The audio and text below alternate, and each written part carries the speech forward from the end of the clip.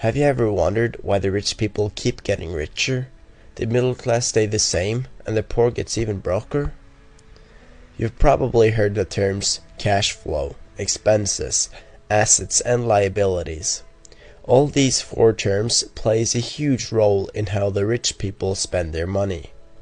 Before we take a look at how the rich people spend their money, let's get a clear understanding of all these four terms. Cash flow is money you make. Expenses is money you spend. An asset is something that pays you money. And a liability is something that costs you money. If you have a job and make money from it, you have a cash flow from that job. An expense could be anything you buy, like a bar of chocolate, as simple as that. Now, a house could both be a liability or an asset. If you buy a house for yourself, the house is a liability, because you have to pay money each month that is considered house costs. Things like water, electricity, debt, etc. Now, if you were to buy the house and rent it out, the house would be an asset to you when all the money you spend on the house is paid back. Another example of an asset is your job, or stocks, if you do it right. The way the rich people spend their money is completely different to how the rest of the majority in today's society spend their money. The majority, being the middle class and the poor, will spend their money without thinking twice.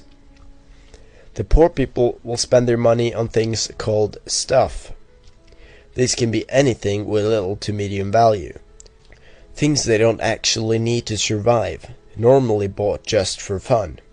Video games is a good example on stuff, but also things bought at the flea market or the garage sale.